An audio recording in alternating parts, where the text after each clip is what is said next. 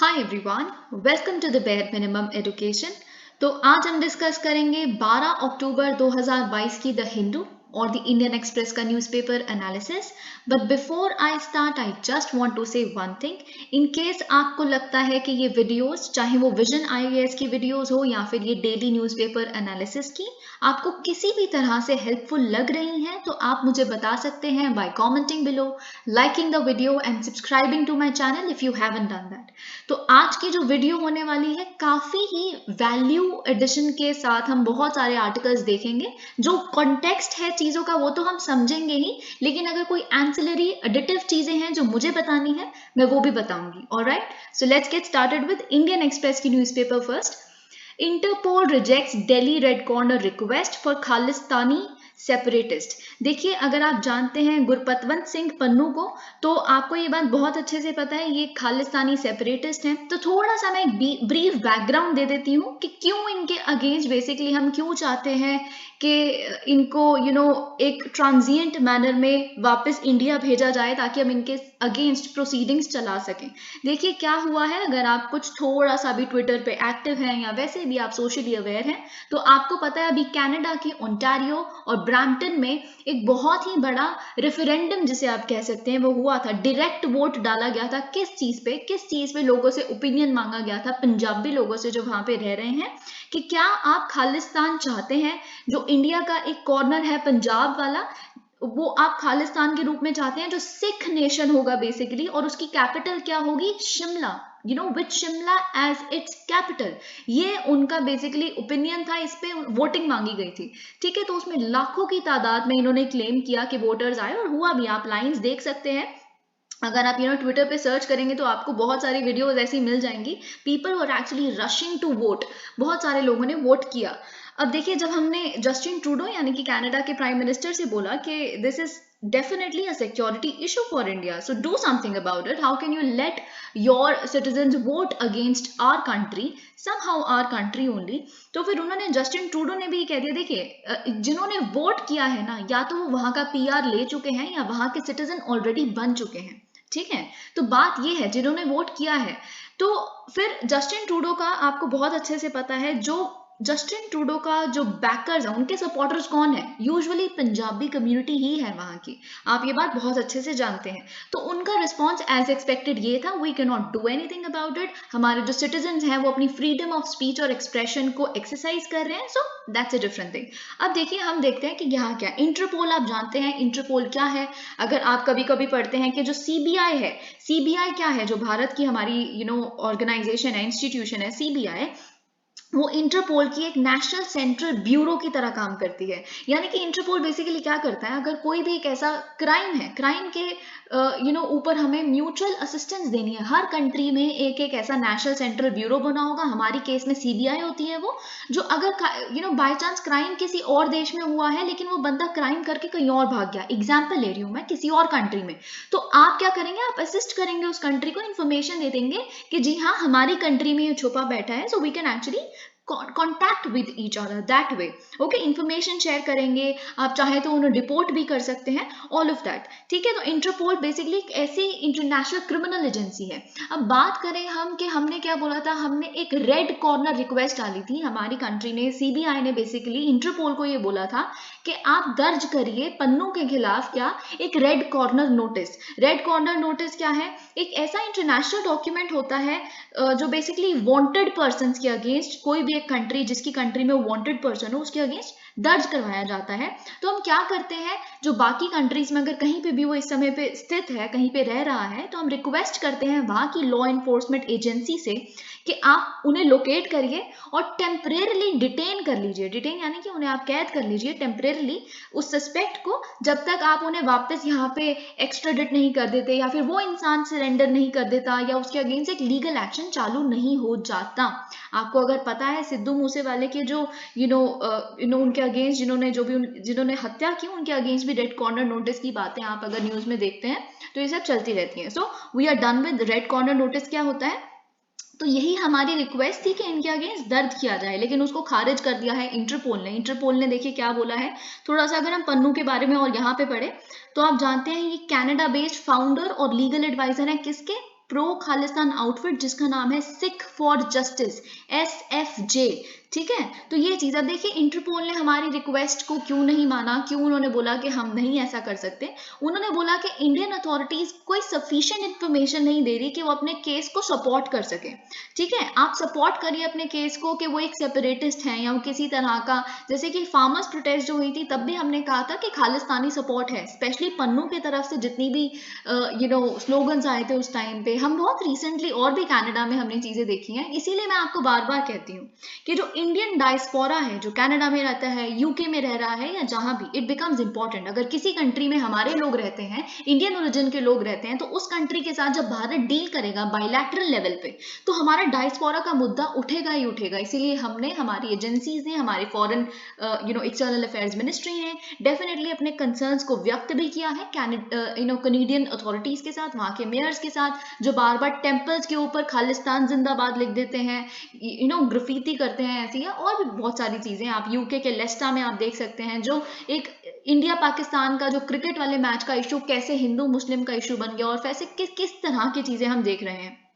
Right, फिर interpole ने हमें हमारी रिक्वेस्ट को खारिज कर दिया। और इंटरपोल ने एक और चीज बोला, इंटरपोल ने बोला कि जो यूएपीए है, हम क्या चाहते थे, देखिए यूएपीए जो आप पढ़ेंगे है ना, अनलॉफुल एक्टिविटीज प्रिवेंशन एक्ट, तो बेसिकली उसके तहत ही हम चाहते थे पन्नू को भेजा जाए, उसके तहत ही हम रेड कॉर्नर नोटिस उनके अगेंस्ट दर्ज करवाना चाहते थे। अब यूएपीए में आप जानते हैं, हमने बहुत बार डिस्कस किया है, वो सिर्फ और सिर्फ जो भारत में रह रहे हैं सिटीजन के अगेंस्ट ही नहीं, आप यूएपीए के तहत किसी को अरेस्ट कर सकते हैं, बल्कि आप इस तरह की इन्वेस्टिगेशन कोई अगर इंटरनेशनल क्रिमिनल है उसके अगेंस्ट भी कर सकते हो। जरूरी नहीं है कि आप किसी भारत में स्थित किसी इंसान के अगेंस्ट ही करोगे, इवन दैट इज अलाउड कि बाहर जो रह रहा है। ठीक है, तो उसके तरफ ही हम चाहते थे कि उसके तहत ही ये चीज हम दर्ज करवाएं। लेकिन फिर इंटरपोल का क्या कहना है, इंटरपोल का ये कहना है, देखिए जो आपका यूएपीए है ना, उसका तो क्रिटिसिज्म ही इतना है, उसको तो आप मिसयूज करते हो अपने माइनॉरिटी ग्रुप्स के अगेंस्ट टारगेट करने के लिए। ये चीज हम सारी, हम रिपोर्ट्स पढ़ते हैं, हम न्यूज़पेपर्स पढ़ते हैं, हम सोशली भी एक्टिव हैं हर मीडिया पे, हम जानते हैं कि आप अपने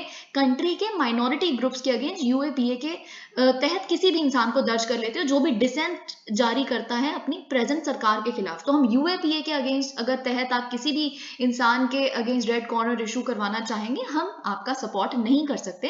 और पहले आप सफिशिएंट इन्फॉर्मेशन लाइए कि किस तरह के दंगे इन्होंने करवाए। आप कहते हैं फार्मर्स प्रोटेस्ट के टाइम पे, तो आप ला के दीजिए, एविडेंस ला के दीजिए, ये इनका कहना है। देखिए मैं आपको सजेस्ट करूंगी आप खालिस्तानी इशू बहुत अच्छे से पढ़ें, ये एक बहुत बड़ा international security, internal security issue है। यू मस्ट नो इसकी हिस्ट्री क्या है, यू मस्ट नो ये कैसे एक बहुत बड़ा चैलेंज बन सकता है, and it is not good, definitely not. Okay, a miss diagnosis of NPAs. देखिए वेरी वेरी इंपॉर्टेंट, सबसे पहले तो यहाँ पे एनपीए की डेफिनेशन नहीं लिखी है, लेकिन हमने बहुत बार डिस्कस की है, ये बात आपको पता है। एनपीए क्या होता है, देखिए मैं again I would just let you know कि एसेट क्या होता है, एक बैंक है, एक बैंक की एसेट क्या होता है, एक बैंक की लायबिलिटी क्या होती है। एसेट क्या होता है बैंक के लिए, लोन। कैसे एक लोन बैंक के लिए एसेट हो गया, क्योंकि जब वो लोन आपको देंगे तो आप बेसिकली इंटरेस्ट पे करोगे, आप अपना प्रिंसिपल अमाउंट जितना आपने लोन लिया है वो तो एक टाइम के बाद वापस करोगे ही करोगे, पर साथ में जो इंटरेस्ट पे कर रहे हो उसके ऊपर, तो to bank comes principal plus some interest, that is why it is an asset, it's a profit. Okay, तो ये चीज। और लायबिलिटी क्या होती है, आपके डिपॉजिट, क्योंकि वो बैंक के लिए एक सिरदर्दी है, वो आपको कभी ना कभी लौटाने हैं, और कभी भी जाके आप ले सकते हो, अपना विड्रॉ करवा सकते हो अपने डिपॉजिट को। और साथ साथ में एक और सिरदर्दी ये है कि आपको अपने सेविंग्स अकाउंट पे इंटरेस्ट भी मिलता है आपके डिपॉजिट के ऊपर, so it's like a liability for the bank. अब देखिए नॉन परफॉर्मिंग एसेट क्या होता है, आप समझने की कोशिश करिए। एसेट समझ आ गया, लोन होता है। अब कोई एसेट जब परफॉर्म ना कर रहा हो, बिल्कुल परफॉर्म ना कर रहा हो, बुरा परफॉर्म कर रहा हो, तो जिसे हम बैड लोन कह देते हैं, तो क्या होता है, देखिए मैंने आपको कैसे बताया एसेट कैसे है, एक लोन एसेट कैसे है, क्योंकि उस पर इंटरेस्ट आ रहा है साथ में। जब अगर एक ड्यू डेट है, जब आपको अपना इंटरेस्ट पे करना है अपने लोन के ऊपर जो आपने बैंक से लिया है, एक ड्यू डेट के बाद, एक डेडलाइन के ऊपर अगर 90 दिन और हो जाते हैं जब आपने इंटरेस्ट तक पे नहीं किया है अपने लोन के अमाउंट का, तब आपका लोन बन जाता है एक non performing asset for the bank. एक ऐसा एसेट जो परफॉर्म ही नहीं कर रहा, जिसमें इंटरेस्ट आ ही नहीं रहा, तो it is not performing that way. Alright, तो अब हम देखते हैं कि देखिए हम बहुत बार एनपीएस में, इकोनॉमिक सर्वे में पिछले 2 साल से एनपीएस के बारे में पढ़ रहे हैं। अगर आपको याद होगा एक economic survey, I am not sure 2021 का था, 21 का था, क्या था एग्जैक्टली, जिसमें जो प्रेजेंट सरकार है उन्होंने कैसे दिखाया था कि जो रघुराम राजन है, जो हमारे फॉर्मर आरबीआई गवर्नर हुआ करते थे, उन्होंने एक्चुअली सही से भापा ही नहीं एनपीए क्राइसिस को, जिस वजह से एनपीए इतना डिले होता गया। ठीक है, ये कुछ कुछ उन्होंने लगाया था, थोड़ा सा ब्लेम गेम वहां पे चली थी। तो देखिए, ये जो रिसर्च सामने आई है, जो 3 यहाँ पे इतने बड़े इकोनॉमिस्ट ने मिलकर की है, it is very important, it's definitely an addition to it. जो अभी तक हमारी समझ है एनपीए को लेके कि क्यों हमने क्राइसिस देखा 2011 के टाइम पे, ये डेफिनेटली एक क्वेश्चन बन सकता है। देयर इज अ ट्रेंड के क्वेश्चंस बहुत ही इवॉल्विंग हो रहे हैं आप, कि कैसे पिछले 10 साल में क्या हुआ, इंडिपेंडेंस के बाद से कैसे इकोनॉमी इवॉल्व हुई, ये सब कुछ आप देख सकते हैं। तो इसीलिए हमेशा लॉन्ग टर्म पर्सपेक्टिव से open up your minds, open up your brains for that, okay. ऐसा नहीं कि वहां पे जाके आपको शॉक लग जाए। तो देखते हैं कि क्या इन्होंने बताया है कि डायग्नोसिस कैसे किया है, क्या चीज इसमें ऐड की है। देखिए, इंडियन बैंकिंग सिस्टम जो है वो डेफिनेटली उसने एक बहुत बड़ा चैलेंज देखा आफ्टर 2011, क्योंकि उसके बाद क्या हुआ, जितने number of non performing assets आए 2011 के बाद, वो बहुत ही ज्यादा ह्यूज थे। अब देखिए, अगर हम बात करें by the late 2000s, NPAs had decreased to less than 3.5%। देखिए, अगर हम 2000 के कुछ आसपास की बात करें तो एनपीएस डिक्रीज हो गए थे 3.5% तक। मतलब जितने लोन जा रहे थे उसमें से कितने परसेंट नॉन परफॉर्मिंग में कन्वर्ट हो रहे हैं, तो सिर्फ 3.5% थे। तो इसलिए हमें लगा कि everything is fine, everything is okay, ठीक है। लेकिन फिर उसके बाद कब शुरू हुआ ये इतना भयानक सिनेरियो हमारी इकोनॉमी के लिए, हमारे बैंकिंग सिस्टम के लिए। देखिए, NPAs began to rise in 2011 और ये पीक कर गए 11.18% पे जब 2018 एंड हुआ। तो आप देख सकते हैं 3.5% से कैसे 2011 के बाद पीक करना शुरू हो गया ये, ठीक है।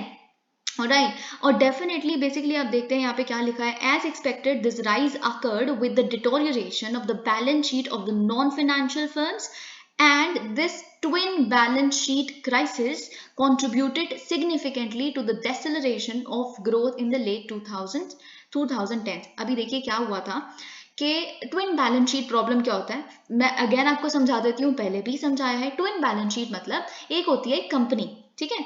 एक कंपनी की बैलेंस शीट क्या होगी, जिसमें लिखा होगा प्रॉफिट्स का खाता, एक होगा लॉस का खाता, ठीक है।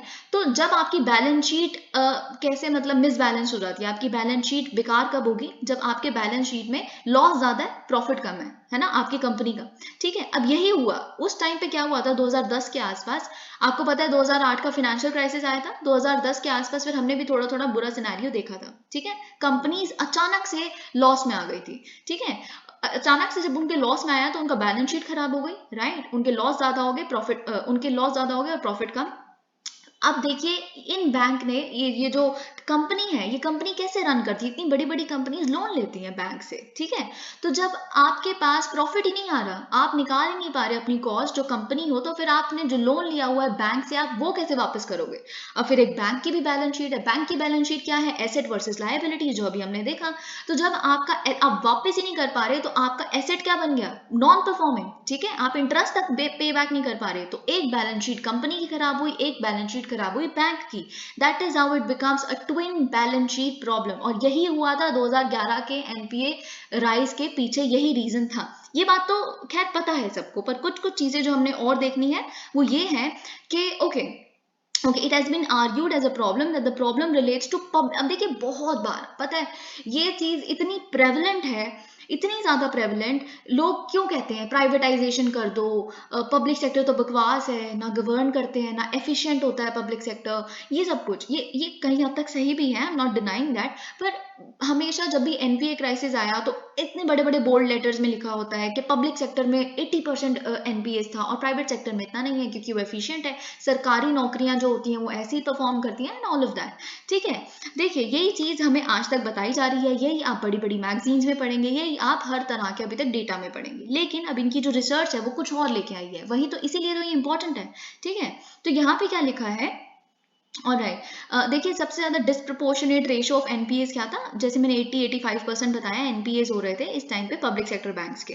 तो पुअर मैनेजमेंट, गवर्नेंस इश्यूज, ये सब कुछ मतलब बोला गया कि गवर्नमेंट जब किसी चीज को ओन करती है तो वहां पे एफिशिएंसी हो ही नहीं सकती, ठीक है। ये सारी चीजें, ये कॉज बताया गया था पब्लिक सेक्टर में ज्यादा एनपीएस के होने का comparatively with private sector banks, ठीक है। लेकिन देखिए बात ये है, ठीक है आपने उनको ब्लेम दे दिया कि 2010-11 के आसपास आप ही का घटिया गवर्नेंस की वजह से ये सब कुछ हुआ, पब्लिक ओनरशिप की वजह से इतना हमने 2011 में क्राइसिस देखा। लेकिन मैंने आपको भी स्टार्टिंग में क्या बताया कि 3.5% डिक्रीज हो गया था, 3.5% तक एनपीए का रेशो, और वो भी तो पब्लिक सेक्टर बैंक्स में ही हुआ था। तो फिर आप उसके लिए गवर्नमेंट ओनरशिप को फिर देते हो क्रेडिट? नहीं देते ना।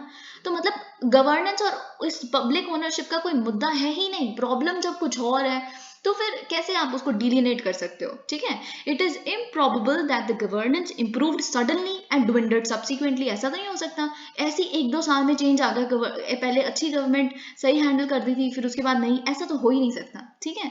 तो देखिए ये सब कुछ अगर हम देखें, moreover most of these NPAs arose due to defaults by private sector non-financial firms, making it even more difficult to accept the blame that's been put on governance issues। और mostly आप देखते हैं ये जो non-financial firms थी, जो private sector, जो basically देखिए जो non-financial banking companies भी होती हैं, जो NBFCs वगैरह ये सब होते हैं, ये कैसे आगे lend करते हैं, जैसे infrastructure firms को या फिर रियल एस्टेट प्रॉपर्टीज को, जो घर बनाते हैं, कैसे देते हैं? ये खुद भी तो लोन ही लेते हैं, इनके पास कौन सा पैसा है? ये लोन किससे लेते हैं? बैंक से। बैंक इनको लोन देती है, ये आगे लोन देते हैं और भी हाई इंटरेस्ट रेट पे बाकी इंफ्रास्ट्रक्चर कंपनीज को। अब आप कहोगे इंफ्रास्ट्रक्चर कंपनीज भी डायरेक्टली बैंक से क्यों नहीं ले लेती? देखिए बैंक से अब जब आप लोन लेने जाएंगे ना, 36 डॉक्यूमेंट्स देने हैं आपको। वो कहेंगे आप रिकमेंडेटरी लेटर लाएं, ये लाएं, वो लाएं, पिछले 4 साल का ये उठा के लेके और डॉक्यूमेंट, कैसे आपने आपकी कंपनी ने प्रॉफिट किया है, क्या किया है।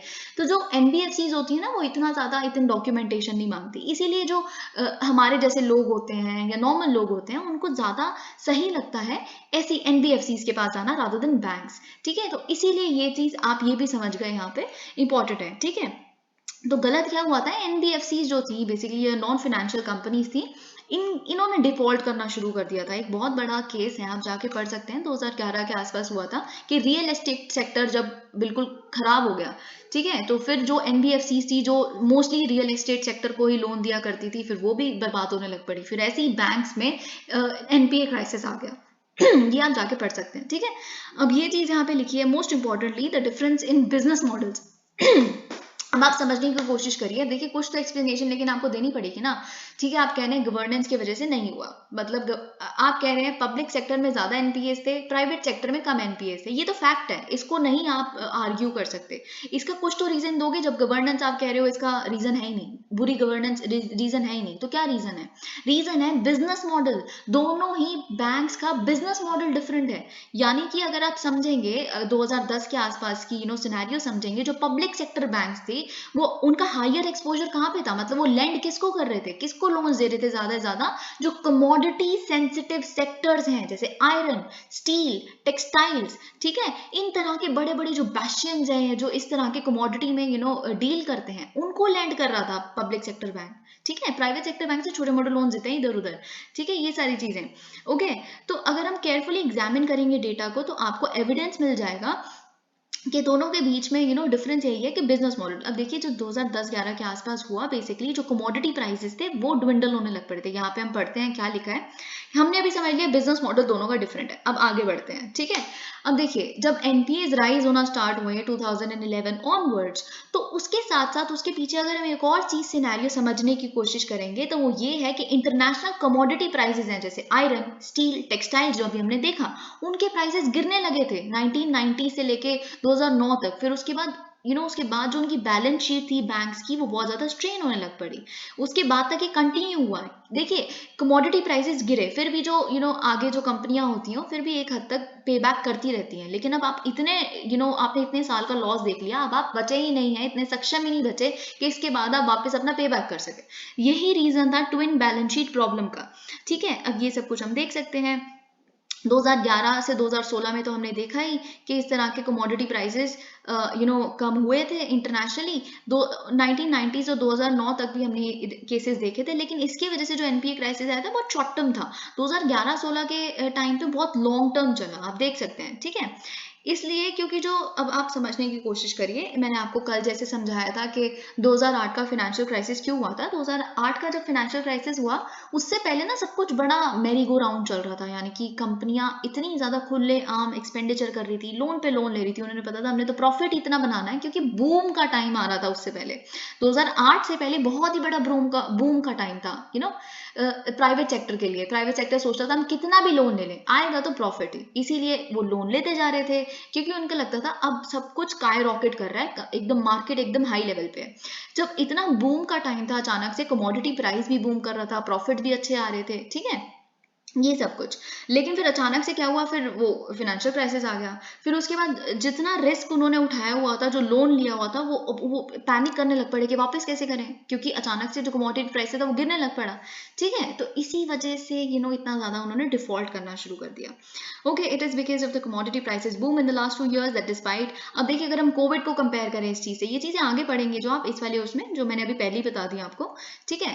तो अगर हम बात करें फिर कोविड-19 में, तो इतना ज्यादा इतना बड़ा क्राइसिस है, फिर हमने एनपीएस क्यों नहीं देखे, क्योंकि कोविड-19 को अगर आप अभी थोड़ा सा सेपरेट भी कर दें, लेकिन जो कमोडिटी प्राइसेस है, आयरन का, स्टील का, ऑयल वगैरह जितने भी प्राइसेस हैं वो बढ़े ही हैं। तो इसीलिए इस तरह का पैंडेमिक के टाइम पे भी हमने एनपीए रिस्क नहीं देखा, जिससे हमें पता चलता है कि हर चीज डिपेंड करता है कमोडिटी प्राइस पे। There is a close link between commodity prices and non performing assets, okay. और ये टेस्ट जो है, it has stood the test of the time, okay.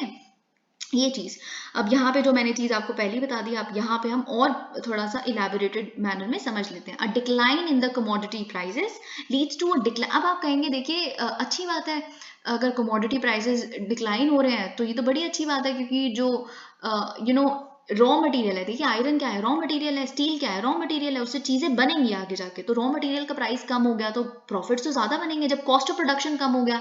लेकिन आप समझने की कोशिश करिए, डेफिनेटली रॉ मटेरियल कॉस्ट में डिक्लाइन आया, लेकिन जो डिक्लाइन यहाँ पे आ रहा है वो उसके डिक्लाइन के सामने कुछ भी नहीं है जो सेल्स का रेवेन्यू डिक्लाइन पे आया, राइट। आप समझ रहे हैं, सेल्स ही इतनी नहीं हो रही थी, यानी कि जब आप सेल करेंगे तो रेवेन्यू से जो आ रहा है, सेल कितनी भी हो तो वो भी तो रेवेन्यू भी तो कम आ रहा है, ठीक है। फिर उसको आप कंबाइन कर दो साथ में लेबर कॉस्ट, लेबर कॉस्ट जो आपने देनी ही देनी है उतनी तो देनी ही है, उससे कम आप दे नहीं सकते। अब तो ह्यूमन राइट्स इश्यूज हो गए हैं इतने सारे, ठीक है। तो फिर लेबर कॉस्ट होती है तो कॉस्ट ऑफ प्रोडक्शन कैसे कम होगा, फिर आपका रेवेन्यू भी नहीं आ रहा आगे से, फिर आप दोबारा कैसे प्रोड्यूस करोगे रेवेन्यू के साथ साथ। तो ये सारी चीजें मिला के बेसिकली जो मार्जिन जो कंपनी को मिल रही थी, मार्जिन जो प्रॉफिट मिल रहा था वो इतना मिल ही नहीं रहा था, ठीक है। ये चीज, a large number of borrowers in the commodity sensitive sectors face this situation, ये सब कुछ वही है जो सब कुछ मैंने आपको बताया है। All right. In other words, large adverse movements in prices compared to the projected rises. ये चीज मैंने आपको बता दी.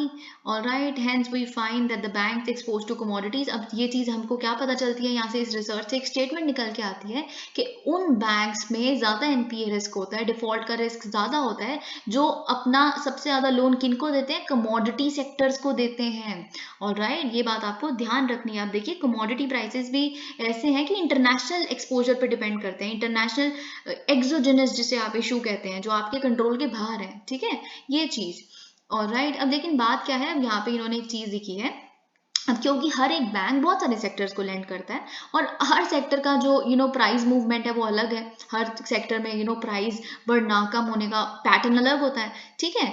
तो फिर देखिए क्या करना होता है जब हमें एस्टिमेट करना हो कि कैसे, अगर फॉर एग्जांपल एक बैंक है वो इतने इतने सेक्टर्स को आगे दे रहा है लोन, फिर उस सेक्टर, हमें पता है हर सेक्टर में कैसे प्राइस मूवमेंट होता है, ठीक है। तो फिर हम कैसे मैनेज करें कि एनपीए रिस्क क्या है बेसिकली इस बैंक के लिए जिसने इस सेक्टर को लैंड किया हुआ है। तो बेसिकली हमें क्या करना पड़ता है, एक नॉमिनल प्राइस इंडेक्स बनाते हैं। नॉमिनल प्राइस इंडेक्स में हम क्या करते हैं, उस डेटा को कलेक्ट करते हैं, यानी कि एक पर्टिकुलर बैंक ने उसका सेक्टोरल एक्सपोजर क्या है, यानी कि उसका कितना परसेंटेज ऑफ लोन्स किस सेक्टर को गया है और उस सेक्टर में कितने कमोडिटी प्राइसेस मूवमेंट हो रही है, ये सब वगैरह हम मिला के बेसिकली क्या करते हैं, for each bank we multiply the exposure with the sectoral price in that year and sum it over all the sectors to obtain the nominal price index, ठीक है। हर एक सेक्टोरल एक्सपोजर को आपने मल्टीप्लाई किया कि उस सेक्टर में price कैसा चल रहा है एक साल के लिए, फिर आपने ऐड कर दिया, फिर उसका एवरेज निकाला, फिर हमारे पास आ गया नॉमिनल प्राइस इंडेक्स, जिसके माध्यम से हम बेसिकली जो हर ऑब्वियसली हर बैंक के लिए अलग होगा क्योंकि हर बैंक अलग अलग सेक्टर्स को लैंड करता है, लेकिन हर बैंक के लिए एटलीस्ट हम निकाल सकते हैं क्या, कि कितना हद तक एनपीए रिस्क हो सकता है, and it is very important. आप एनपीए रिस्क कैलकुलेट करेंगे तो बैंक हेल्दी रहेंगे, ठीक है। ये चीज़, the ramifications of the aforementioned findings are critical. First, अब देखिए इस ये जो रिसर्च इन्होंने की है बेसिकली, उससे हमें क्या स्टेटमेंट्स या दो चीज़ जो हमें निकालनी है, ये लेसन हमें पता चले हैं, वो ये है कि हमें पता चल गया जो ट्विन बैलेंस शीट क्राइसिस हुई थी 2010 के आसपास, it affected the growth adversely. Growth भी ओवरऑल पूरे वर्ल्ड की ग्रोथ भी तो अफेक्ट हुई थी इंडिया के साथ साथ, ठीक है। तो ये चीज़ पहले नहीं समझा था कि ग्रोथ अफेक्ट होना और ग्रोथ का इफेक्ट होना और एनपीए क्राइसिस का जो सर्ज होना, वो दोनों साइमल्टेनियसली चली थी चीज़ें, क्योंकि कमोडिटी प्राइसेस बीच में आ रहा है ना। सेकेंड चीज़ जो हमें पता चलती है वो ये है, a large proportion of NPAs arose because of exogenous shocks, जिसमें बेसिकली आप कुछ नहीं कर सकते।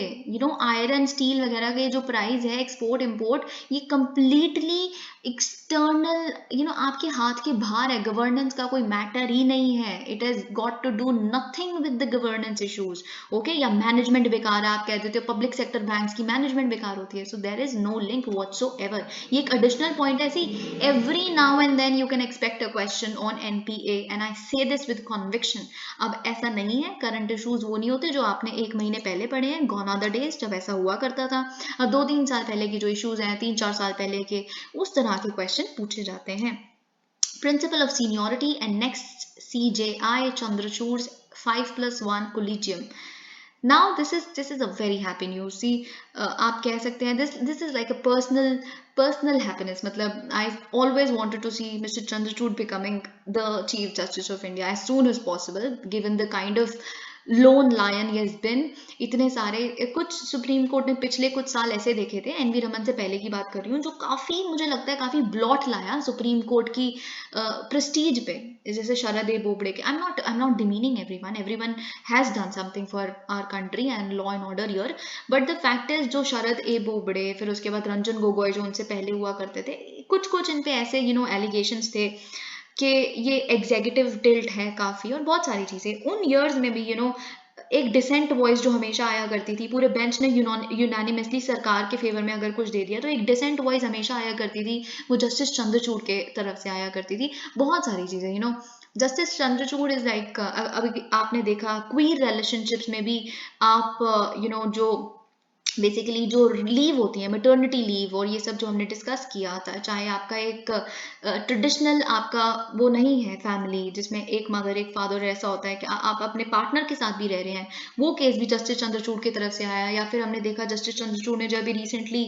वर्डिक्ट दी, जिसमें बेसिकली अबॉर्शन आप करवा सकते हैं, कितना इट वॉज हिस्टोरिकल, ये चीज़ कि आप अबॉर्शन करवा सकते हैं नो मैटर आप अनमैरिड है मैरिड है, ठीक है। ये चीज़, तो इस तरह की प्रोग्रेसिव चीज़ें जो जस्टिस चंद्रचूड़ की तरफ से आई हैं, no doubt I always wanted him to become the chief justice of India.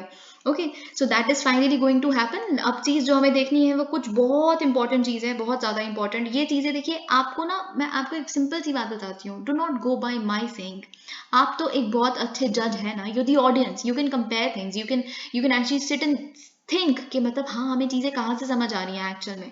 तो आप एक बार किसी से भी ऐसे कंपेयर करिए। आई am not boasting about my self, I seriously feel very bad about the fact कि क्यों जो चीज़ें कभी पूछी नहीं जाएंगी वो उस तरह से क्यों चीज़ों को डिस्कस किया जा रहा है for the sake of gaining views और वट एवर। वो चीज़ आप कहीं से भी पढ़ लीजिए, सिर्फ 3-4 बातें बोल देना, फर्स्ट जजेस केस ये है, सेकेंड जजेस केस है, ये थर्ड जजेस केस है, ये तो सबको पता है, पर आपको उससे क्या सीखना है ये कैसे पता चलेगा आपको? तो पता नहीं क्यों ऐसा है, पर इसी तरह की इंफॉर्मेशन चल रही है, बिक रही है। We are even no one to say anything about it, पर हम कुछ चीज़ें देखेंगे जो मुझे लगता है आपके लिए इंपॉर्टेंट है। अब देखिए, chief justice of India you Lalit, जो अभी प्रेजेंट चीफ जस्टिस हैं, उन्होंने गवर्नमेंट को फाइनली, लॉ मिनिस्ट्री को यानी कि, रेकमेंड कर दिया है कि मेरा सक्सेसर कौन होगा इस पोस्ट पे। एंड सीनियोरिटी क्या होता है, मतलब एज वाइज सीनियर कौन है मेरे बाद, वो होंगे justice DY Chandrachud. He will take over as the next CJI on November 9, okay. ये चीज़, अब देखिए आपको पता है कि इनका 2 साल का टेन्योर होगा, तो इट इज़ क्वाइट लॉन्ग, मतलब 2 साल का टेन्योर इज़ गुड। जैसे एनवी रमन जी का भी आसपास इतना ही था, लेकिन अगर हमने अभी यू ललित जी का देखा तो 74 डेज का टेन्योर है इनका सिर्फ और सिर्फ, विच इज़ सो लेस, ठीक है। तो ये चीज़, अब देखिए कुछ बड़ा अनयूजुअल होने वाला है इनके कोलिजियम में। इंस्टेड ऑफ 5 मेंबर्स, इनके कोलिजियम में 6 मेंबर होंगे। नाउ दिस इज हाउ, अब हम देखेंगे कैसे, ठीक है। सबसे पहले मैं आपको बता दूं कोलिजियम का मतलब क्या होता है। कोलिजियम कोई भी एक ऐसा ग्रुप, ये सिर्फ और सिर्फ हम सुप्रीम कोर्ट के केस में ही नहीं पढ़ते, कोलिजियम म्यूजिशियंस के रूप में भी हम देखते हैं, सिंगर्स के केस में बहुत सारे। कोलिजियम कोई भी एक ऐसा ग्रुप होता है जिसमें हर एक मेंबर के पास ऑलमोस्ट इक्वल पावर होती है, ऑलमोस्ट इक्वल अथॉरिटी होती है, ऑलमोस्ट इक्वल से होता है। कोलिजियम का मतलब ये है, ठीक है। तो अब देखिए क्या होता है सुप्रीम कोर्ट का कोलिजियम। जो कोलिजियम सिस्टम है अपॉइंट करने का जजेस को, देखिए कोलिजियम जो है 5 मेंबर जो होते हैं वही तो आपस में कंसल्ट करके बेसिकली डिसाइड करते हैं कि अब फाइनली किसको अपॉइंट किया जाएगा, सुप्रीम कोर्ट के जजेस को, राइट, ये चीज, ठीक है। तो जो कोलिजियम सिस्टम है ऑफ अपॉइंटिंग द जजेस इवॉल्व थ्रू 3 डिफरेंट वर्डिक्ट्स। कैसे आए कोलिजियम, तो सुप्रीम कोर्ट भी उसमें कॉन्स्टिट्यूशन में भी नहीं लिखा हुआ, तो कैसे अचानक से कोलिजियम के थ्रू हम अपॉइंट करने लग पड़े सुप्रीम कोर्ट के जजेस को या हाई कोर्ट के जजेस को, कैसे हुआ ये, ठीक है। तो ये हुआ है 3 सुप्रीम कोर्ट के जजेस से ही, के एवोल्यूशन से ही, ठीक है। हम फाइनली डिराइव हुए कि अच्छा this is the best thing, let's do this, okay, ये चीज।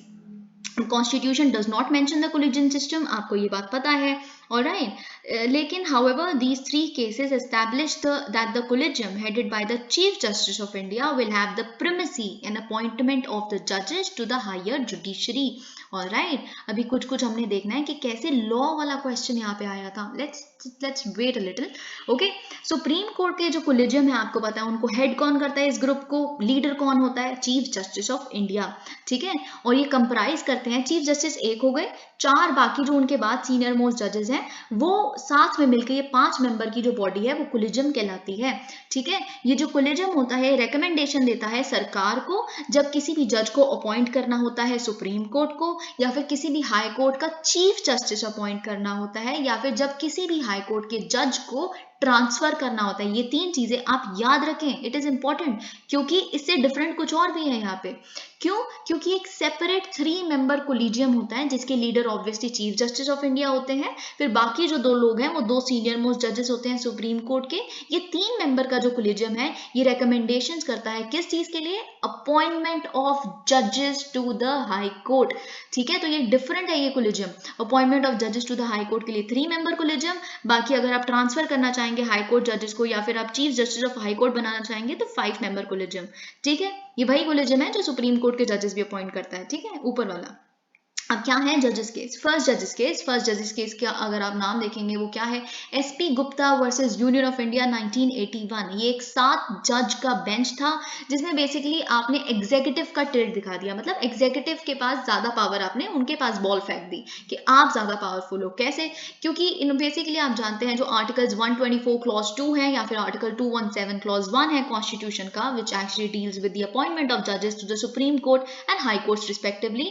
तो सुप्रीम कोर्ट ने क्या बोला इसमें कि अगर हम कोई आपको क्या करते हैं, हम आपको कोई सजेशन देते हैं, रिकमेंडेशन देते हैं कि आप इनको अपॉइंट करिए, लेकिन गवर्नमेंट यानी कि एग्जीक्यूटिव हमसे डिसएग्री कर सकता है चीफ जस्टिस ऑफ इंडिया से। पहले तो स्टार्टिंग में कोलिजियम में नहीं होता था, सिर्फ चीफ जस्टिस रिकमेंडेशन देते थे इस टाइम पे। तो इस जगह इस जजेस केस में बोला कि अगर आप जो सरकार है चीफ जस्टिस ऑफ इंडिया के रिकमेंडेशन से सहमत नहीं है तो फॉर कोजेंट रीजंस, कोजेंट मतलब क्या होता है, कुछ लॉजिकल रीजन, यानी कि कन्विंसिंग होना चाहिए आपका रीजन, तो उन रीजंस के बेसिस पे बेसिकली आप हमसे डिसएग्री कर सकते हो चीफ जस्टिस ऑफ इंडिया से। फिर आता है सेकंड जजेस केस, वो होता है 1993 में। ये एक 9 जज बेंच है। देखिए ऑब्वियसली 7 जज बेंच ने जब एक वर्डिक्ट दे दी, फिर जब आप उसको रिव्यू करोगे तो एक बड़ा बेंच ही आएगा, राइट। जब उसको खारिज भी करोगे तो एक बड़ा बेंच ही कर सकता है, उस लेवल का बेंच तो कर ही नहीं सकता, या उससे छोटा 5 बेंच कर देगा, ऐसा हो ही नहीं सकता, ठीक है। फिर 9 जजेस बेंच केस जो बेसिकली उन्होंने रिव्यू किया 1981 के वर्डिक्ट को, रिवर्स कर दिया उसको। उन्होंने क्या बोला कि जब हम कह रहे हैं कि कंसल्टेशन करेंगे आप सीजेआई के साथ, तो उस कंसल्टेशन का मतलब सिर्फ सलाह मशवरा नहीं है, कॉन्करेंस है, यानी कि जो आपको सलाह दी गई है उस पर आपको अप्लाई ही करना है, वही आपको कॉन्कर ही करना है, ठीक है, ये चीज। ऑलराइट, अब सीजेआई का मतलब सिर्फ सीजेआई नहीं है, एक और चीज इस सेकंड जजेस केस में आई। उन्होंने बोला कि सीजेआई जो अपना डिसीजन देंगे, अपने रिकमेंडेशन जो सरकार को देंगे, वो खुद का डिसीजन नहीं होगा, एक्चुअल में आप किनसे सलाह मशवरा करेंगे, 2 सीनियर मोस्ट जजेस जो सुप्रीम कोर्ट में है। अब आया कोलिजियम का basically collision comes into the picture now। अब आता है थर्ड जजेस case, this is very important. 1998 में बेसिकली थर्ड जजेस केस आया जिसमें बेसिकली अब देखिए, अब आप समझने की कोशिश करिए, कई लोग इसको कहते हैं वर्डिक्ट है, नहीं, मैं आपको कहूंगी ये एक ओपिनियन था, ये सुप्रीम कोर्ट का वर्डिक्ट नहीं था, it was not a case. ये तो बस इसको हम ऐसी क्लीशे टर्म्स में कह देते हैं, थर्ड जजेस case. No, it wasn't a case, it was an opinion by supreme court. कैसे?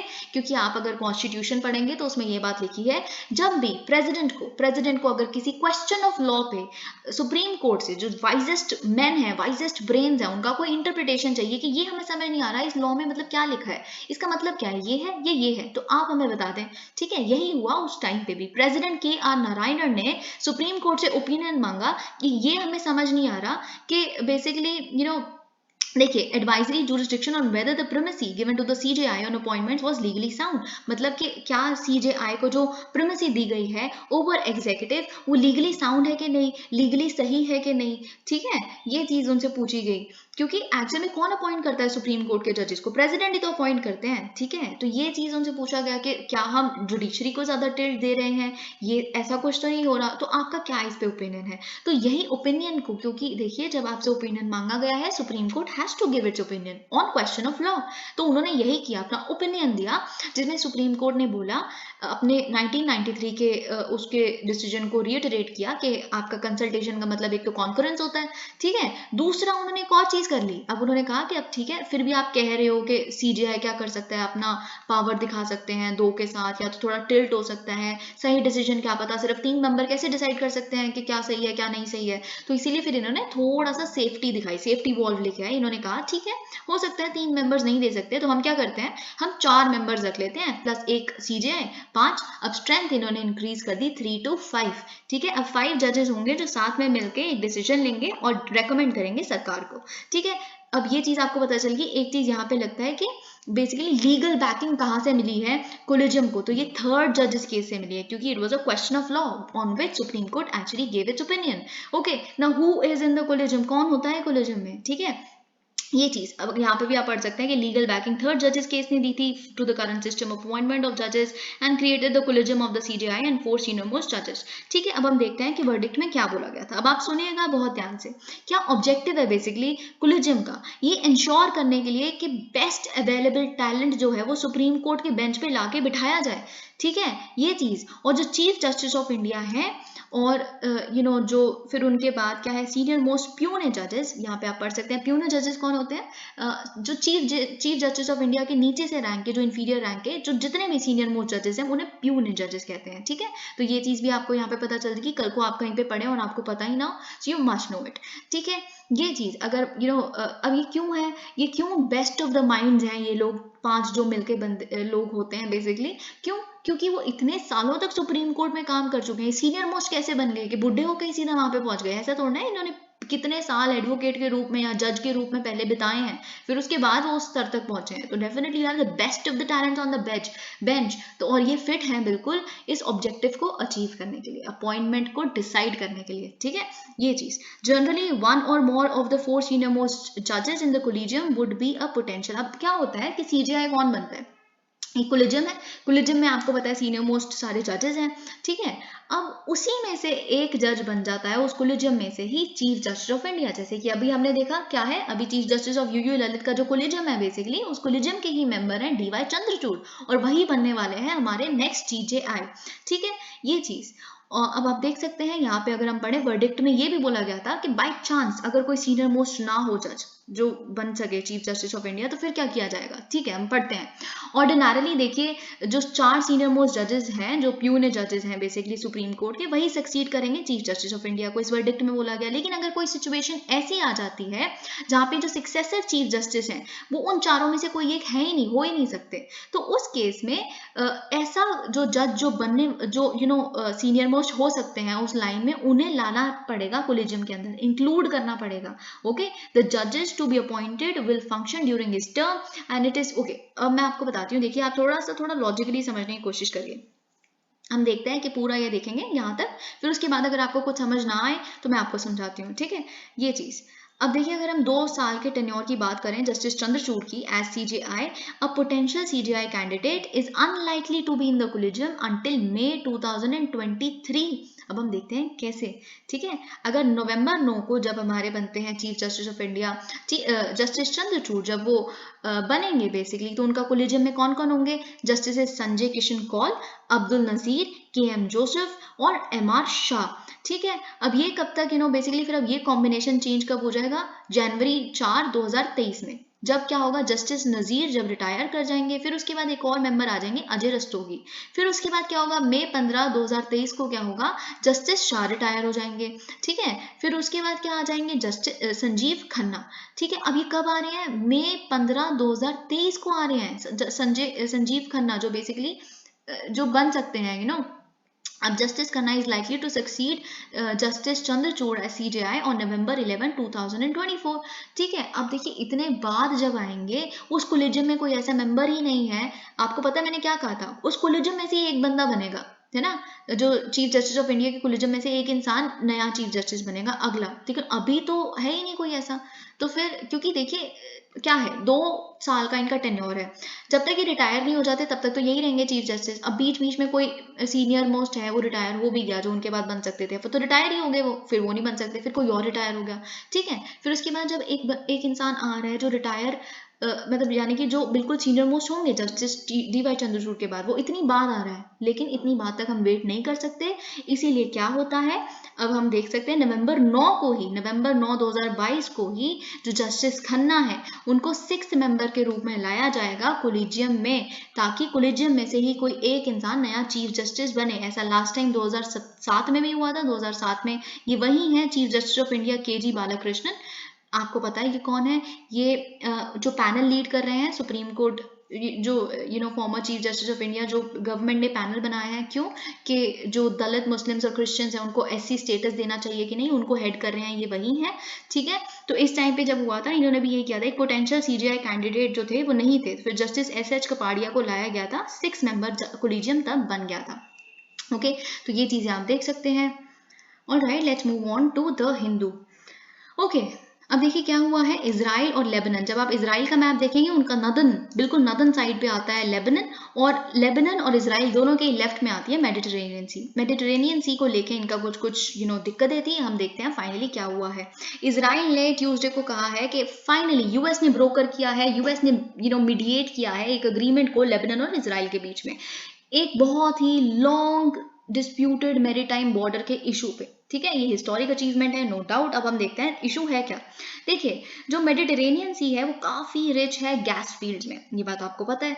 ठीक है, तो बात क्या है कि अभी भी आप कह सकते हो दोनों कंट्रीज जैसे टेक्निकली अगर हम देखें अभी भी वॉर पे हैं, पर कुछ ना कुछ अब तो सही होना शुरू हो गया है। तो देखिए मुद्दा क्या है एक्चुअल में फ्रिक्शन का, एक करीश गैस फील्ड है। इजराइल कहती है ये पूरा मेरे उसमें आता है रीजन में, करीश जो गैस फील्ड है मेरे वाटर्स में आता है, एंड हम इस पे नेगोशिएट ही नहीं करेंगे, इस पे बातचीत ही नहीं होगी, it shouldn't even be included in the negotiation. अब लेबनान की अगर हम बात करें, लेबनान करीश गैस फील्ड पे क्या कहता है, वो कहते हैं कि इसका थोड़ा सा पार्ट हमारा है। अब हिजबुल्लाह ग्रुप आपको पता है क्या है, एक ईरान बैक्ड मिलिटेंट ग्रुप है जो लेबनान में है, बहुत ज्यादा काफी पावरफुल है लेबनान में। ठीक है, फिर उसने थ्रेटन किया अगर इजराइल गलती से भी प्रोडक्शन चालू कर देगा ना करीश पे, तो हम बहुत ही ज्यादा अटैक करेंगे इजराइल पे। ठीक है, ये चीज अब बेसिकली अभी जो अग्रीमेंट हुई है उसके तहत क्या निकला फिर करीश गैस फील्ड का। अब उससे ये पता चला है कि सारा जो करीश गैस फील्ड का जो बेसिकली आप कह सकते हैं ओनरशिप या बेसिकली राइट कह सकते हैं उनको एक्सप्लॉइट करने का, वो इजराइल के पास आ गया। लेकिन एक और पोटेंशियल गैस फील्ड है जिसका नाम काना है। अब वो काना आ गई है बेसिकली उस पर जो एक्सप्लॉइटेशन का कंट्रोल होगा, फुल एक्सप्लॉइटेशन कंट्रोल जो है लेबनान के पास आ गया, लेकिन थोड़ा सा उसमें भी डिवाइड होगा। ठीक है, क्यों इंपॉर्टेंट है देखिए, क्योंकि हम इजराइल पैलेस्टीन ये सब कुछ बहुत अच्छे से, वेस्ट एशिया ये सब कुछ देख रहे हैं, तो इजराइल के नेबर्स के साथ उसका कैसा रिश्ता है ये भी हमें जानना जरूरी है। G7 wow support for Ukraine. देखिए आपको पता है कि अभी हमने क्या देखा, बहुत ही ज्यादा 75 मिसाइल अटैक देखा रशिया द्वारा, किस पे, यूक्रेनियन के सिविलियन सिटीज पे, ठीक है। उसके बाद देखिए ऑब्वियसली बिल्कुल जायज़ है कि जो वेस्टर्न कंट्रीज है बहुत भड़केंगी, सब भड़केंगे, दैट्स अ डिफरेंट थिंग।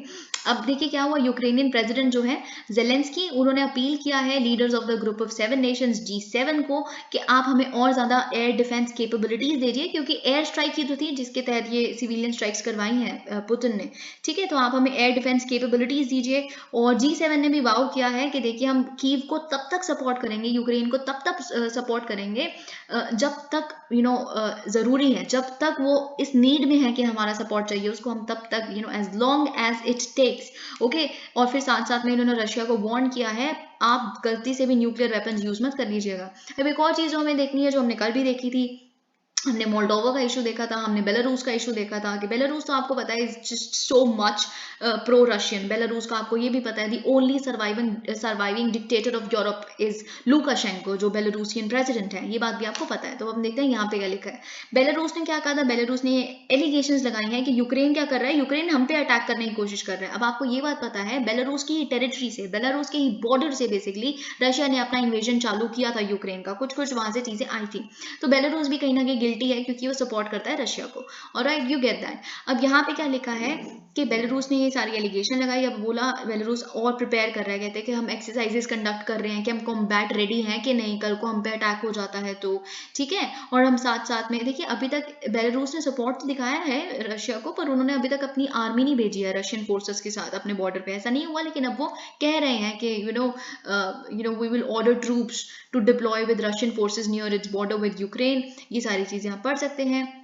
देखिए मिस्टर जेलेंस्की ने कम्प्लीटली डिनाई किया है कि हम बिल्कुल मिन्स्क यानी कि बेलारूस पे बिल्कुल भी कोई अटैक प्लान ही नहीं कर रहे हैं, पता नहीं क्यों उनको ऐसा लग रहा है। बट टोल्ड द G7 को, लेकिन मिस्टर जेलेंस्की ने बोला है कि हम एक्चुअली इंश्योर करना चाहते हैं कि हमारे जो नदर्न नेबर हैं उससे कोई थ्रेट ना आए, बेलारूस वगैरह की बात चल रही है। And he called for a mission of international observers to monitor the border area, हमारे इंटरनेशनल मिशन को यहाँ पे भेजिए जो पूरे बॉर्डर एरिया को मॉनिटर करे, कल को कुछ दिक्कत हमें ना हो जाए। बेलारूस तो एवं कुछ भी करता रहेगा, so we should actually be at harm, okay. अब देखते हैं यहाँ पे क्या लिखा है, technology is a tool for inclusion not exclusion. Brilliantly set, बिल्कुल ऐसा ही होना चाहिए और ऐसा भारत में हो भी रहा है, नो डाउट अबाउट दैट, ठीक है। यही देखिए एक और एथिक्स का डिलेमा है जो हम देखेंगे आगे, वेरी इंपॉर्टेंट। देखते हैं कि कैसे सुसाइड और ऑनलाइन गेमिंग या फिर सुसाइड और टेक्नोलॉजी में क्या लिंक है, क्या टेक्नोलॉजी पे बहुत ज्यादा निर्भर करना डिप्रेशन का कारण हो रहा है, we will see that, okay. अब भारत में देखिए मिस्टर मोदी ने कहा है टेक्नोलॉजी डेफिनेटली इंक्लूजन के लिए यूज की गई है, ना कि एक्सक्लूजन के लिए। ये नहीं कि सिर्फ रिच के पास टेक्नोलॉजी है बाकी पिछड़ जाए, ऐसा बिल्कुल नहीं हुआ है। बल्कि डिजिटल अम्ब्रेला में आप देख सकते हैं यूट्यूब पे, everybody is flourishing like anything from each and every region of our country. So you can see कि टेक्नोलॉजी डेफिनेटली एक टूल ऑफ इंक्लूजन के लिए ही यूज किया गया है। ये मिस्टर मोदी ने कहा है, उन्होंने कहा है एक इनॉग्रल फंक्शन पे, किसका, सेकेंड यूनाइटेड नेशंस वर्ल्ड जियो स्पेशल इंफॉर्मेशन कांग्रेस पे, जो हैदराबाद में हुई है, ठीक है। जो जियो स्पेशल, अब देखिए सबसे पहले तो हम ये समझ लेते हैं जियो स्पेशल टेक्नोलॉजी क्या होती है। तो अगर आप जियो स्पेशल टेक्नोलॉजी की बात करें तो इसमें दो वर्ड्स हैं, जियो प्लस स्पेशल, ठीक है। ये चीज आपको समझ आ रही है। तो अब जियो स्पेशल टेक्नोलॉजी से आप समझने की कोशिश करिए कि क्या होगा अगर हम इसका देखिए थोड़ा सा बैकग्राउंड देखें कि कब चालू हुआ या कुछ भी। तो अभी तो हम मॉडर्न टर्म्स में अगर बात करें, जितने भी मॉडर्न टर्म टूल्स या फिर टेक्नोलॉजी अवेलेबल है जो ज्योग्राफिक मैपिंग कर सकती है या अर्थ को या ह्यूमन सोसाइटी को एनालाइज कर सकती है, उन सारे टूल्स को मिला के, उन सारी टेक्नोलॉजीज को मिला के हम जियो स्पेशल टेक्नोलॉजीज कहते हैं। पर ये नहीं है कि आज ही शुरू हुई है जियो स्पेशल टेक्नोलॉजी, डेफिनेटली आज इम्प्रोवाइज्ड है, इम्प्रूव्ड है टेक्नोलॉजीज। पर ये टेक्नोलॉजी जियो स्पेशल टेक्नोलॉजी का जो यूज है वो सदियों से हो रहा है। और जब first maps pre historic times में डेवलप हुई, फिर अगर हम 19th सेंचुरी की बात करें, आपको पता है कैसे कार्टोग्राफी आई, मैप मेकिंग आई एरियल फोटोग्राफी के थ्रू, राइट। जो कैसे होता था पहले, कैसे एरियल फोटोग्राफी किया करते थे, जो अर्ली टाइम के जो कैमराज हुआ करते थे वो बलून्स में छोड़ देते थे, फिर वो थोड़ा सा घूमता था बलून और फिर वो वापस आता था लेके जो भी उसने कैप्चर किया। या फिर पिजन्स जो होते थे, कबूतरों के ऊपर वो लगाते थे छोटे छोटे से कैमरे, ठीक है। तो ये चीजें करते थे जिससे फोटोग्राफी की और फिर ये जितना भी कार्टोग्राफी आपने की, मैप मेकिंग की, तो ये dates back to that time, ठीक है। अब हम देखते हैं मिस्टर मोदी ने और क्या कहा है। उन्होंने बोला है कि geospatial technology has been driving inclusion and progress. आप हमारे एग्जाम्पल ले लीजिए स्वामित्वा का, सर्वे of villages and mapping with improvised technology in village areas scheme आपको पता है ये क्या है, स्वामित्व। बेसिकली इससे क्या होगा कि मैप किया जाएगा ड्रोन टेक्नोलॉजी को यूज करके, बेसिकली मैप किया जाएगा कि लैंड क्या है विलेज में, यानी कि बेसिकली क्या करोगे आपके कहाँ पे जो लैंड पार्सेस है, कहाँ पे किसका लैंड की प्रॉपर्टी शुरू हो रही है, कहाँ पे खत्म हो रही है, इतने सारे प्रॉपर्टी डिस्प्यूट्स हैं, लैंड डिस्प्यूट्स विलेजेस में जाके देखिए कितने ज्यादा है। सबसे बड़ी दिक्कत तो ये है कि आपस में लड़ाइयाँ कम हो जाएंगी, डिस्प्यूट्स, किसका लैंड कहाँ खत्म हो रहा है, कहाँ शुरू हो रहा है, ड्रोन टेक्नोलॉजी से साफ दूध का दूध पानी का पानी। ठीक है, फिर उसके बाद आप साथ में डॉक्यूमेंट भी बना के दे रहे हैं ये लोग कि ये आपकी प्रॉपर्टी के राइट्स हैं, ये जो आपको हम देते हैं। फिर साथ में एक और चीज़ क्या होगी इस टेक्नोलॉजी से, रेवेन्यू, सरकार के पास रेवेन्यू आना शुरू हो जाएगा। कई लोग रेवेन्यू ही नहीं देते लैंड का, वो कहते हैं कि हमारा लैंड तो यहाँ से शुरू होता है और यहाँ पे खत्म हो जाता है, सरकार कहती नहीं यहाँ से, तो ये बड़ा कंफ्यूजन है, एक ये चीज़ भी खत्म हो जाएगी। फिर और क्या होगा इससे स्वामित्व से, अगर आप जानते हैं ग्राम पंचायत डेवलपमेंट प्लान्स के बारे में, ठीक है, वो बनाने ईजी हो जाएंगे। देखिए ये एक पार्टिसिपेटरी प्रोसेस है ऑब्वियसली, आप ये बात जानते हैं कि इन तरह के जो प्लान्स हैं, अगर ये सही तरह से बनेंगे आप मैपिंग के थ्रू, तो आपको पता चल जाएगा कि किस तरह की वेलफेयर स्कीम्स करनी है, कैसे इकोनॉमिक डेवलपमेंट, सोशल जस्टिस और पॉसिबल हो जाएगा। So definitely it's a tool of inclusion. तो स्वामित्व को आप हमेशा मेंशन कर सकते हैं, ये सब कुछ आप देख सकते हैं, और रिमोट सेंसिंग टेक्नोलॉजीज वगैरह ये सब कुछ आपको पता है। Alright, this is not important. अब देखिए और क्या होने वाला है। Okay, United Nation Secretary General PM to launch initiative on environment in Gujarat. अब क्या होने वाला है, सेक्रेटरी जनरल आपको पता है एंटोनियो गाटर्स, वो इंडिया में आएंगे अगले हफ्ते। इंडिया में आएंगे क्यों, क्योंकि वो अटेंड करेंगे launch of a special environmental program along with Prime Minister Narendra Modi and external affairs Jaishankar. Okay, ये हम देखेंगे कहाँ पे, स्टैचू ऑफ यूनिटी, जो बेसिकली कवाड़िया डिस्ट्रिक्ट में, गुजरात के केवाड़िया डिस्ट्रिक्ट में होगी। ठीक है, अभी प्रोग्राम है बेसिकली क्या है, it is a part of the lifestyle for environment initiative, जो 5 जून 2022 को मिस्टर मोदी ने लॉन्च किया था नीति आयोग के सहयोग से। ऑर्गेनाइज यही करेगा, लाइफस्टाइल फॉर एनवायरमेंट। देखिए आपको पता है इसमें क्या हुआ था, जब अगर आप तब से न्यूज़पेपर्स फॉलो कर रहे हैं, लाइफस्टाइल इस तरह के लाइफ में बेसिकली क्या बोला गया था कि हम क्या करेंगे कि कोई भी बेसिकली माइंडफुल और डेलिब्रेट यूटिलाइजेशन होनी चाहिए, ना कि माइंडलेस और डिस्ट्रक्टिव कंजम्पशन। तो जब आप इस तरह का लाइफस्टाइल अपना लेंगे, it will be a win win situation for everybody, both for yourself and your environment as well. तो लाइफस्टाइल को चेंज करना, एक माइंडफुल यूटिलाइजेशन की तरफ बढ़ना, ये बात बेसिकली जो नीति आयोग द्वारा कंडक्ट करवाई गई है, इसके ही तहत एक कोई सब स्कीम आएगी जो लॉन्च की जाएगी इस दिन, वो हम देखेंगे तब। Non traditional livelihoods, skilling of girls included in Beti Bachao Beti Padhao scheme. तो देखिए क्या हुआ है, बेसिकली ट्यूसडे को अनाउंस किया गया है कि हम स्किलिंग ऑफ गर्ल्स को भी इंक्लूड कर रहे हैं, नॉन ट्रेडिशनल लाइवलीहुड वाला जो ऑप्शन है इस फ्लैगशिप प्रोग्राम में।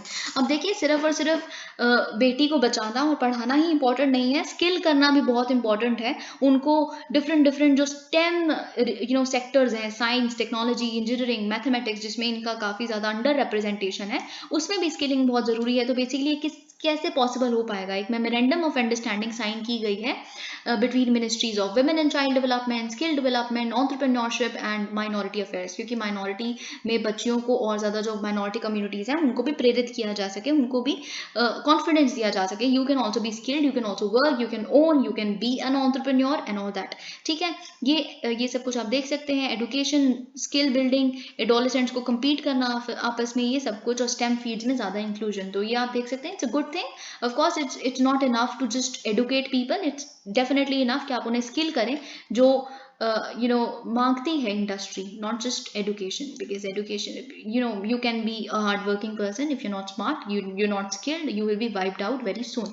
Meetings on labor codes fail to evolve consensus। देखिए क्या कहा गया है, सबसे बड़ा जो ट्रेड यूनियंस का मुद्दा है वो ये है, जब ये 4 लेबर कोड बनाए गए, एक फैक्ट की तरह आप इसे जानिए, 4 लेबर कोड बनाए गए, तो आपको पता है कि कंसल्ट नहीं किया गया था किसी भी ट्रेड यूनियन से, and this is why they are very against. जितने भी ट्रेड यूनियंस हैं वो बहुत अगेंस्ट है सरकार के, उन्होंने बोला वो खुद से आप ये ले आए ड्राफ्ट बना के पार्लियामेंट में, ऑब्जेक्शन जब parliamentary standing committee on labour ने रखी, आपने उनको भी इग्नोर कर दिया, तो आप ऐसे कैसे कर सकते हो। तो हम तो चाहते हैं आप विड्रॉ करो इन चारों के चारों लेबर कोड्स को, which I think is not a good thing. मुझे नहीं पता खैर कि किस तरह के इश्यूज वो रख रहे हैं, कैसे एग्जैक्टली और क्या क्या, पर कई चीज़ें इसमें अच्छी हैं। विड्रॉइंग बिल और anything I think is something which shouldn't really be considered, क्योंकि जिस तरह के आप ये कोड्स देख रहे हैं, इट इज़ डेफिनेटली प्रोग्रेसिव, क्योंकि आज़ादी से पहले के जो लेबर लॉज हैं उनको आज कैसे, आप उस टाइम पे तो लेबर लॉज थे वो बेसिकली आपके शरीर तोड़ के आपसे काम निकलवाना चाहते थे, वो तो ब्रिटिशर्स तो चाहते ही थे फैक्ट्रीज में काम करवाना, तो उन तरह के आज भी लेबर डिस्प्यूट रेजोल्यूशन वाला मैकेनिज्म कैसे काम कर जाएगा। तो something of course progressive has to be done. अब देखिए बात ये है जो आरएसएस यानी कि जो करंट रजीम है जिन्हें कहा जाता है उनसे एफिलिएटेड है, आरएसएस एफिलिएटेड जो भारतीय मजदूर संघ है उन्होंने सपोर्ट दिखाया सिर्फ दो कोड्स पे, जो कोड ऑन सोशल सिक्योरिटी और कोड ऑन वेजेस है, पर उन्होंने भी अपोज किया है इंडस्ट्रियल रिलेशंस कोड को और ऑक्यूपेशनल सेफ्टी वाले कोड को। तो आप देख सकते हैं ये मुद्दा सिर्फ ऐसा नहीं है कि पॉलिटिक्स है या फिर ऑपोजिशन ही इसके खिलाफ जा रही है, मुद्दा ऐसा है कि खुद की जो एफिलिएटेड एसोसिएशन है वो भी अगेंस्ट अगर आप कुछ कह रहे हैं तो उनका जरूर सुना जाएगा। दी अशोका विजयदशमी कंट्रोवर्सी, अब आप देखते हैं ये it is like the news actually flooded the news channel, ये बात आपको पता है। अक्टूबर 5 को क्या होता है, मिशन जय भीम और the Buddhist society of India क्या करते हैं, ऑर्गेनाइज करते हैं एक पब्लिक मीटिंग दिल्ली में। क्यों ऑर्गेनाइज करते हैं, क्योंकि ये कोमेमोरेट करते हैं जब बुद्धिस्ट कन्वर्जन डे होता है उसको, ठीक है। अब हर साल दशहरा भी होता है, हर साल जब दशहरा को सेलिब्रेट किया जाता है बुद्धिस्ट द्वारा, बेसिकली जो ये कन्वर्ट्स थे कैसे, अभी हम थोड़ा सा डिस्कस करेंगे, डू नॉट वरी। क्या बनाते हैं अशोका विजयदशमी, ठीक है, विजयदशमी वाले दिन यानी कि दशहरे वाले दिन। क्यों, क्योंकि इस दिन बुद्धिस्ट कन्वर्जन डे को ये लोग याद करते हैं। अब देखिए क्या हुआ अक्टूबर 14 को, अक्टूबर 14 1956, अक्टूबर 14 1956 को क्या हुआ, बी आर अम्बेडकर ने अपने कुछ 5 लाख फॉलोअर्स के साथ एम्ब्रेस किया, अपनाया बुद्धिज्म को, कहाँ पर, नागपुर महाराष्ट्र में, ठीक है। अब इस साल क्या हुआ, जो हमारे आम आदमी पार्टी के एक मिनिस्टर हैं, कैबिनेट मिनिस्टर जिनका नाम है राजेंद्र पाल गौतम, उन्होंने पार्टिसिपेट किया इस ऐसे ही एक इवेंट में अपनी पर्सनल कैपेसिटी में, वो कोई मिनिस्टर के रूप में वहां नहीं गए थे, एक इंसान का कुछ पर्सनल वो भी होता है, वो कहीं जाए खाए पिए बैठे उठे वो वाली कैपेसिटी, ठीक है। तो ये चीज अपनी पर्सनल कैपेसिटी में वो इस इवेंट में गए, वहां पे हजारों लोग असेंबल्ड थे और सब क्या करते हैं कि 20 वाउज को, जो 20 शपथ आप लेते हैं या उस तरह से शपथ ही कह सकते हैं, प्लेज कह सकते हैं, ठीक है, प्रोमिसेस या कुछ भी, वो सारे जो भी होते हैं ना वो उनको रिसाइट करते हैं, तो इन्होंने भी साथ में रिसाइट किया, which is actually a ritual kind of thing. अब बीजेपी ने क्या किया, ऑब्जेक्ट किया इस चीज पे, मिस्टर गौतम क्यों वहां पे गए, राइट, और साथ में उन्होंने डिसाइड भी किया उन वाउस को। देखिए बीजेपी का क्या कहना है, आप एंटायर हिंदू सेंटिमेंट्स को प्रमोट कर रहे हैं, अगर आप आज भी इस तरह के बुद्धिस्ट कन्वर्जन वाले उसको सपोर्ट करते हैं, इसका मतलब क्या है कि हिंदुइज्म में आज भी जातिवाद या पक्षपात ऐसा हो रहा है, जो कि सच नहीं है। आज तो बिल्कुल इक्वालिटी है, हम तो मानते भी नहीं, कोई ऐसा नहीं होता जो पहले टाइम पे छुआछूत अनटचेबिलिटी वगैरह वो करती थी, आज ऐसा कुछ भी नहीं होता। तो इसका मतलब आप basically Hinduism, entire Hindu sentiments फैलाना चाहते हैं अगर आप इस तरह की कॉन्फ्रेंसेस को, असेंबलीज को अगर आप अटेंड करते हैं तो। फिर बीजेपी ने बोला कि आप रिजाइन करिए, ठीक है, इनसे बिल्कुल इनका जो पद है वो छीनिए, अरविंद केजरीवाल जी को बोला। तो मिस्टर गौतम ने खुद ही इतने पॉपुलर प्रेशर के बाद रिजाइन कर दिया अक्टूबर 9 को, ठीक है। अब हम देखते हैं कि बेसिकली क्या होता है ना, हर दशहरे पे किया था बी आर अम्बेडकर ने ऐसा, तो जब भी दशहरा होता है ये वाला डे बनाया जाता है, ठीक है। तो ये चीज थी। आर द 22 वाउज कंट्रोवर्शियल, क्या ये जो 22 वाउज हैं ये कंट्रोवर्शियल है। अब देखिए क्या है, ये जो वाउज हैं वो 3 मेजर सेक्शंस में डिवाइडेड है। कौन कौन से सेक्शंस, अगर आप बात करेंगे, फर्स्ट पार्ट क्या है, ये प्लेज करता है कि हम किसी भी हिंदू पैंथियन, किसी भी हिंदू डीटी को कभी भी वर्शिप नहीं करेंगे, हम किसी भी हिंदू रिलीजियस डॉगमा या किसी ट्रूथ को जो हिंदू मानते हैं या किसी तरह के इस ऐसे फैक्ट को जो बोल दिया बस बोल दिया कि वर्णा सिस्टम होता है, कास्ट सिस्टम होता है, इसको हम कभी भी फॉलो नहीं करेंगे। सेकंड पार्ट ये वाव का ये होता है जिसमें आप वाव नंबर 1 2 3 5 21 देख सकते हैं। सेकंड पार्ट क्या है, चैलेंज करता है अथॉरिटी ऑफ द ब्राह्मण प्रीस्ट, ब्राह्मण की मोनोपोली। देखिए सबसे ज्यादा जो प्रॉब्लम स्टार्ट हुई ना ब्राह्मण मोनोपोली से स्टार्ट हुई। उनको सिर्फ संस्कृत आती थी, प्राकृत वगैरह पे वो पढ़ते नहीं थे, तो संस्कृत सिर्फ उनको आती थी, दूसरों को उन्होंने उसमें पढ़ने नहीं दिया। तो फिर ऋग्वेद को प्रोनाउंस करने में फिर वो कुछ भी कहेंगे तो सच ही लोग मानेंगे, ठीक है। वो कहेंगे जी इस तरह के लोग प्रदूषित होते हैं, तो लोगों ने सच मान लिया, क्योंकि किसी को तो संस्कृत पढ़नी नहीं आती, सिर्फ ब्राह्मण को आती है।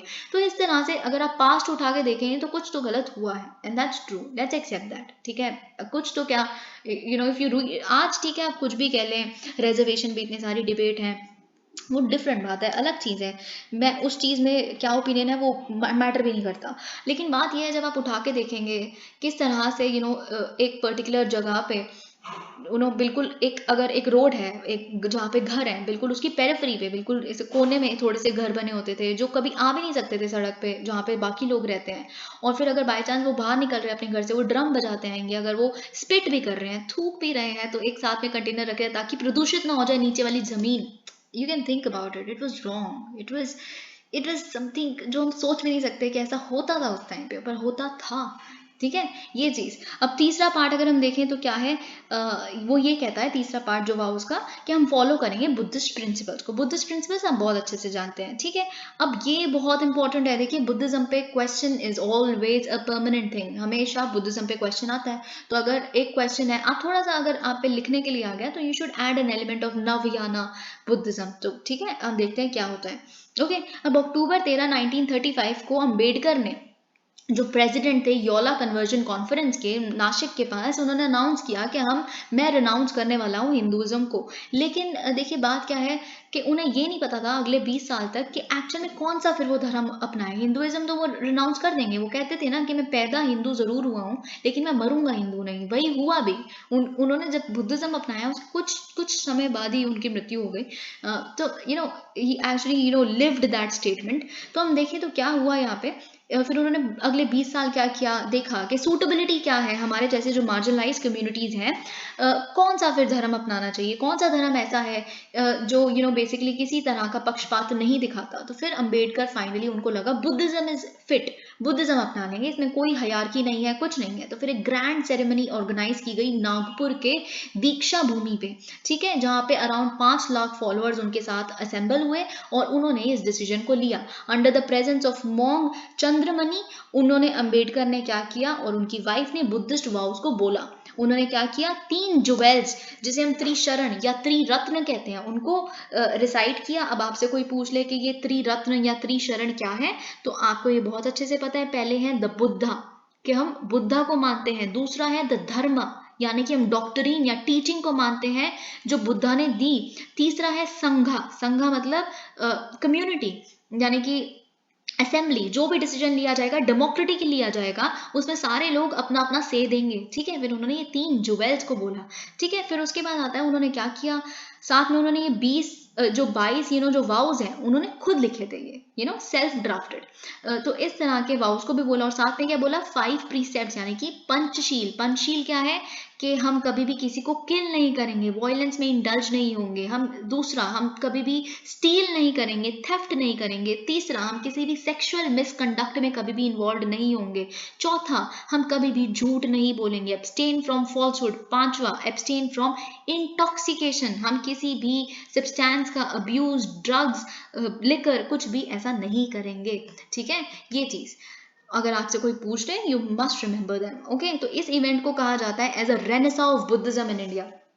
राइट, ये आप देख सकते हैं। आप देखिए, जब अंबेडकर ने पोस्ट इवेंट, यानी कि जब उनसे बातचीत की गई, तो उन्होंने बोला कि मेरा वर्जन ऑफ बुद्धिज्म है नवयान बुद्धिज्म।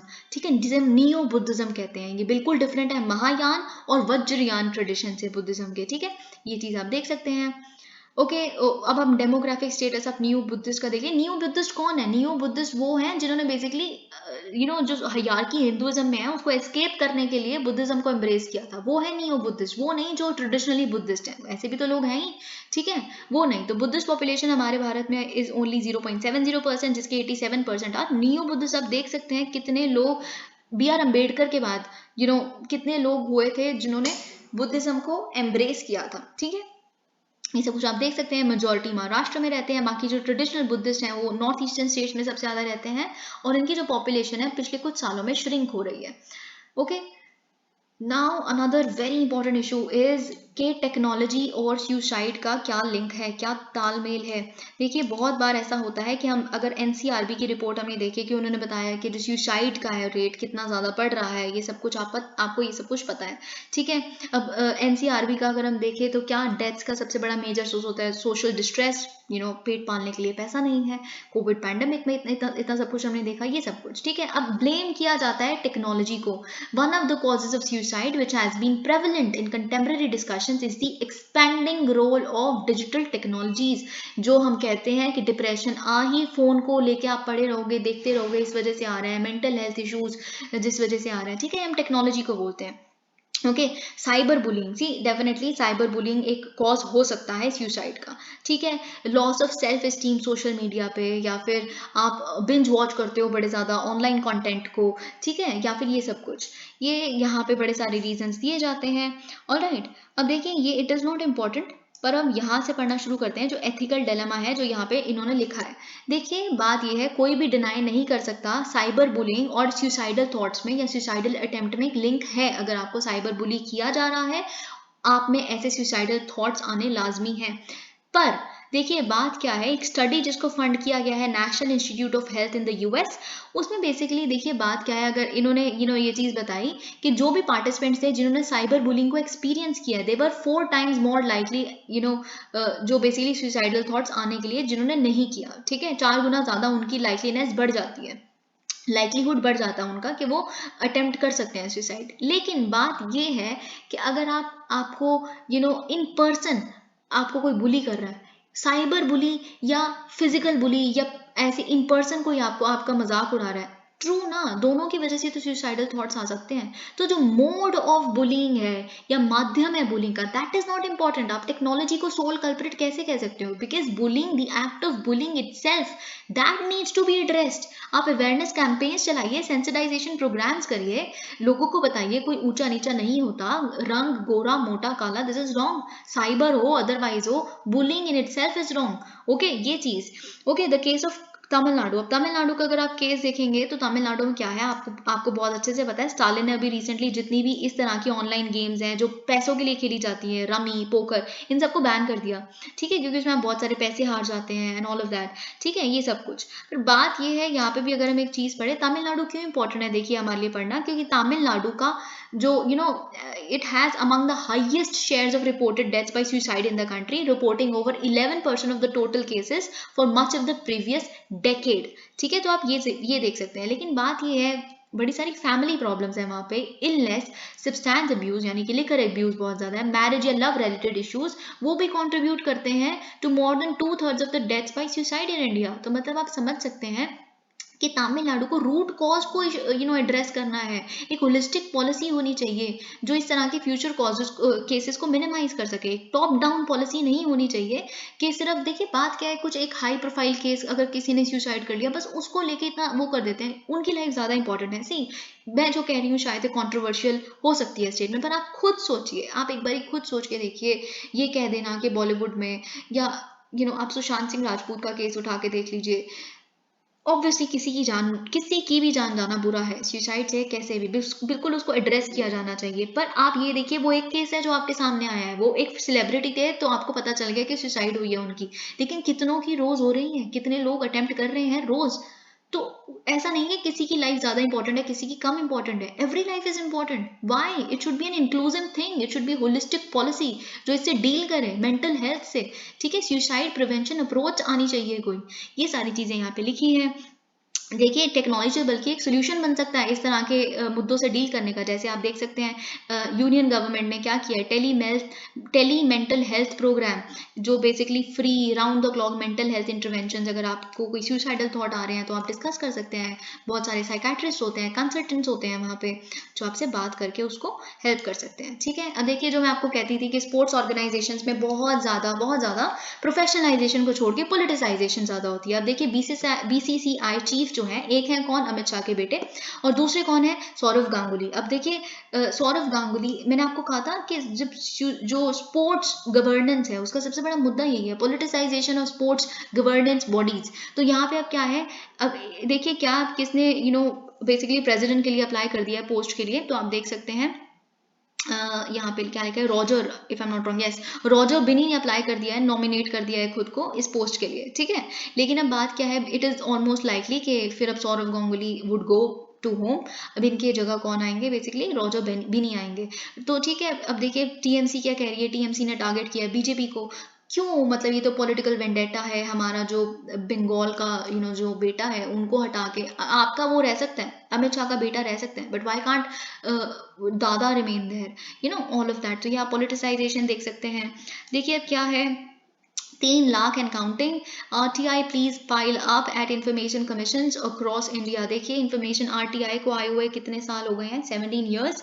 ठीक है, आरटीआई आ चुका है, 2005 में आया था आरटीआई एक्ट, ये बात आपको पता है। लेकिन ट्रांसपेरेंसी ऑलमोस्ट एक सपना ही है कि ट्रांसपेरेंसी आएगी कभी, क्योंकि इट इज़ नॉट ट्रू, क्योंकि बहुत सारी कंप्लेंट्स हैं जो अभी भी, और फिर जो अपील्स हैं वो अभी भी पेंडिंग है कमीशन के पास। ये सब कुछ आप देख सकते हैं, ये डेटा वगैरह है यहाँ पे, दिस इज नॉट इम्पॉर्टेंट। अगर आप यहाँ पे पढ़ेंगे तो कुछ कुछ डेटा आप स्टेट कर सकते हैं। Under the RTI law, information commission are the final appellate authority and are mandated to safeguard and facilitate people's right to information. Appeal आप कहाँ करेंगे, कमीशन पे, इंफॉर्मेशन कमीशन पे। फिर अब देखिए कुछ रिपोर्ट ये है कि कुछ इन्फॉर्मेशन कमीशन यानी कि झारखंड और त्रिपुरा ये तो बेसिकली बिल्कुल डिफंक्ट बन चुकी हैं, क्योंकि यहाँ पे पिछले 29 मंथ्स में और 15 मंथ्स में पिछले कुछ काम हुआ ही नहीं है, मतलब यहाँ पे कोई केस उठा के ही नहीं देखा गया। तो आप ये सब कुछ देख सकते हैं, दिस इज द डेटा। आप देखिए मेरे से एक क्वेश्चन पूछा गया था कि अर्बन नक्सल्स कौन होते हैं और कौन से ग्रुप ऑफ मेंबर्स हैं जिन्हें हम बेसिकली अर्बन नक्सल्स कहते हैं। तो ठीक है, हम थोड़ा सा पहले इस चीज़ को समझने से पहले आपको ये पता होना चाहिए नक्सलिज्म क्या है। देखिए क्या हुआ था, एक गांव था नक्सलबारी, कहाँ पे, नॉर्थ बंगाल में। इस नक्सलबारी विलेज में क्या हुआ था, जो वहाँ के पीजेंट्स थे, जो टेनेंट्स थे, उनके अगेंस्ट बहुत ज़्यादा एक्सप्लॉयटेशन होती थी वहाँ के लैंड ओनर्स या मनी लेंडर्स के द्वारा। ठीक है, फिर ये कुछ कुछ लोग थे, और सो मच सो के आप नहीं मानेंगे, ये जो मनी लेंडर्स बेसिकली क्या करते थे कभी कभी, कि उनकी जो विमेन हुआ करती थी, उनकी जो वाइफ्स थी, उनको रेप भी कर देते थे, और एक परपेचुअल पॉवर्टी में ये लोग रहते थे, ये जो पीजेंट्स थे नक्सलबारी के। ठीक है, अब ये चीज, अब उनके पास खुद का कोई लैंड नहीं था, कुछ नहीं था। तो एक माओइज्म आप जानते हैं, माओ कौन थे, चाइना के एक लीडर थे, यानी कि शी जिनपिंग, जिनसे बेसिकली बहुत इंस्पायर्ड है। वो भी खुद भी पीजेंट थे, जिन्होंने क्या किया था, एक आर्म्ड स्ट्रगल किया था, किसके अगेंस्ट, अपने लैंड ओनर्स के अगेंस्ट। वही फिर हमारे भारत में भी कुछ कुछ लोग ऐसे थे जो माओ की फिलोसफी से बहुत ही काफी इंस्पायर्ड थे, जिन्हें हम चारू मजूमदार, कन्नू सन्याल ये सब कहते हैं। उनसे इंस्पायर होकर बेसिकली क्या हुआ, फिर उनसे इंस्पायर होकर यहाँ पे भी उन्होंने क्या प्रेरित किया, यहाँ के नक्सलबारी के पीजेंट्स को, कि आप भी आर्म्ड रेवोल्यूशन करिए इन मनी लेंडर्स के खिलाफ। ठीक है, ये सब कुछ हुआ, फिर धीरे धीरे इसे ही नक्सलिज्म कहते हैं, जो धीरे धीरे भारत की और भी जगहों पे फैलने लग पड़ा। ठीक है, ये हो गया बेसिकली नक्सलिज्म। अब देखिए, अब आप एक बात समझने की कोशिश करिए कि जो नक्सल वर्ड है बेसिकली कहाँ से आता है, रूरल विलेज में, विलेजेस में तो पीजेंट्स रहेंगे, और अर्बन में थोड़ा ना पीजेंट्स होते हैं। तो इसीलिए जब हम अर्बन नक्सल्स बोलते हैं, तो नक्सल तो एक क्लीशे वर्ड है, लेकिन अर्बन हमने साथ में इसीलिए ऐड कर दिया उसको प्रीफिक्स के रूप में, क्योंकि ये जो फिलॉसफी है ये सिर्फ और सिर्फ अब विलेज तक ही नहीं सीमित रह गई, बेसिकली अर्बन एरियाज में, सिटीज में भी आ गई है। कई लोगों का ये कहना है। अब देखिए, अब आप इस वर्ड का अगर हिस्ट्री सर्च करने बैठेंगे तो आपको पता चलेगा कि 2018 तक बहुत ज़्यादा ये फ्रेज इतना पॉपुलर नहीं था। क्यों? क्योंकि विवेक अग्निहोत्री, जिन आप जानते हैं ये कौन है, कश्मीर फाइल्स के भी ये फिल्म मेकर हैं, बेसिकली डायरेक्टर है। इन्होंने एक बुक लिखी जिस बुक का नाम ही अर्बन नक्सल्स है। ठीक है, urban Naxals the making of Buddha a traffic jam. इस बुक के बाद बेसिकली ये जो जिस तरह से ये वर्ड फेमस हुआ, फिर देखिए अर्बन नक्सल है ना, एक बहुत ही लूज वर्ड है, इन द सेंस आप देख सकते हैं कि बेसिकली सरकार बहुत यूज करती है इस वर्ड को। अब आप देखिए, ऐसा है कि इसको दो भागों में बांटिए अर्बन नक्सल के वर्ड को। एक भाग ये है कि अर्बन नक्सल जो सरकार होती है, यूजुअली जो प्रेजेंट सरकार है, वो ऐसे इंटेलेक्चुअल्स, ऐसे पढ़े लिखे लोगों के जैसे अब आप क्या देखेंगे जो गलत है, सही में कई लोग गलत होते हैं। जैसे आपने पीएफआई का देखा, पीएफआई की एक पार्टी है सिडबी, यानी कि SDPI if I am not wrong. ठीक है, अब वो पार्टी क्या है, वहाँ पे सब पढ़े लिखे लोग हैं, वो बात तो सोशलिज्म, पीजेंट्स की, मार्जिनलाइज कम्युनिटी को, इक्वालिटी की बात करते हैं, बार बार कॉन्स्टिट्यूशन को कोट करते हैं। तो ये लोग बहुत पढ़े लिखे लोग हैं। ये अर्बन नक्सल्स क्यों है, लेकिन सरकार क्यों कहती है, क्योंकि ये दिखाएंगे ऐसा, इनकी आइडियोलॉजी माओ वाली है, ये चाहते सरकार को ही गिराना है, वायलेंट चाहते हैं ये पूरे भारत में। लेकिन ये दिखाएंगे ऐसा कि हम तो सोशलिस्ट हैं, हम एक अच्छे सिटीजन हैं, हम एक अवेयर सिटीजन हैं, हमारे पास इतनी डिग्रीज है, हम कैसे वो हो सकते हैं, टेररिस्ट कैसे हो सकते हैं हम, या फिर हम नक्सलवादी कैसे हो सकते हैं, हम तो बेसिकली कॉन्स्टिट्यूशन के साथ चलते हैं। लेकिन इस गाइस में वो लोग इस तरह का प्रोपेगेंडा करते रहते हैं। ठीक है, ये तो हो गई बेसिकली सरकार बहुत बार, जैसे हमने देखा तीसरा सेतलवाद या भीमा कोरेगांव जो हुआ था, बेसिकली उनको लीडर जो होते हैं ना, जो इंटेलेक्चुअल्स होते हैं, उनको लोग लीडर्स बना देते हैं। लीडर्स बना देते हैं क्योंकि उनको कॉन्स्टिट्यूशन की भाषा आती है, उनको इंग्लिश आती है, उनको बहुत ज़्यादा रिसर्च करनी आती है, लेकिन उनकी आइडियोलॉजी अंदर से वो लोग वैसे हैं। एक तो ये भाग हो गया। दूसरा ये है, इसका मिसयूज भी होता है इस वर्ड का, अर्बन नक्सल्स का, क्योंकि आप अब आज के समय में कुछ भी सरकार के अगेंस्ट कहेंगे, या आप आज के समय में कुछ भी इंटेलेक्चुअल बातें कहेंगे, अगर बाई चांस आजकल होने लग पड़ा है ऐसा। अगर आपसे कोई उस बात को पसंद नहीं करती सरकार या बाकी कोई भी पार्टी, तो फिर वो आपको कहेगी ये तो अर्बन नक्सल है। बहुत बार ऐसा हुआ था कि फार्मर्स प्रोटेस्ट के टाइम पे बहुत सारे इंटेलेक्चुअल्स ने भी, यानी कि अगर आप देखेंगे कई लोगों ने अपने क्या किया था, अपना अवार्ड्स वापस दे दिए थे कई लोगों ने, राइट। तो उनको बोला गया था ये अर्बन नक्सल है। अवार्ड वापस देके अपने जो उनको अगर किसी ने सम्मानित किया हो, जैसे कुछ कुछ आर्मी ऑफिशियल्स वगैरह थे, क्योंकि ये पढ़े लिखे हैं, ये अवार्ड वापस करके सपोर्ट ऐसे लोगों को कर रहे हैं जो गलत हैं।